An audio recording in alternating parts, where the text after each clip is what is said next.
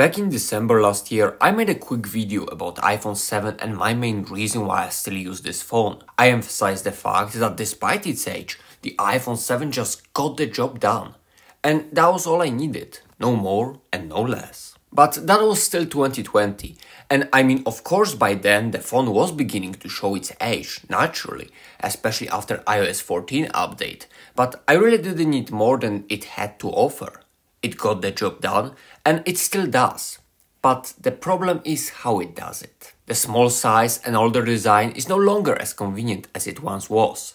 Times are changing rapidly and bigger smartphones are no longer an exception, but rather the rule. The most popular iPhones like XR, 11 and 12 have 6.1-inch screen, and the smaller display of the 7 started bothering me more and more when it came to content consumption as well as typing, which due to the size became very frustrating since I happened to miss letters by miles. On top of that, the Retina LCD display, even though still solid, shows more and more of its age. The lack of OLED and better contrast becomes more and more apparent, and navigation that doesn't include gestures no longer seems to be so intuitional and convenient. The speakers lack loudness and phone call quality got noticeably worse, probably due to age and speaker not being as clear as it once was. Oh, and speaking of age, the camera. Oh, that one certainly seems dated.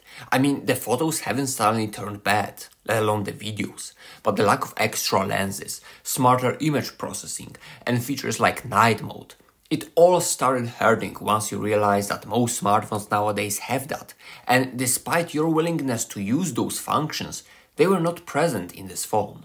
Similar story can be told when it comes to the battery. My capacity is still solid, but once you see phones that can make 10 hours of screen on time, the 3 to 4 hours on iPhone 7 starts bothering you more and more. And all of that was kinda here the last time I reviewed this phone, but now another thing arose, and that is the performance. The phone is still 100% usable and responsive, and the speed of A10 was always a strong factor considering this smartphone, but now, in late 2021, even this is beginning to decline.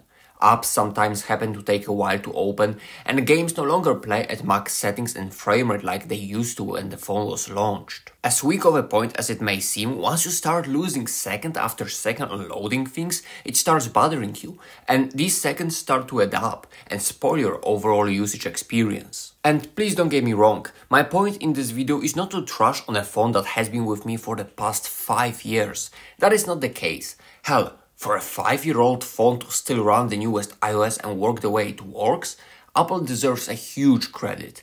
But it's just the fact that before the premiere of new iPhones and modern smartphones improving so fast, you start noticing the things in your old phone that didn't bother you at first. Hell, maybe they weren't even present here at first. So is iPhone 7 bad?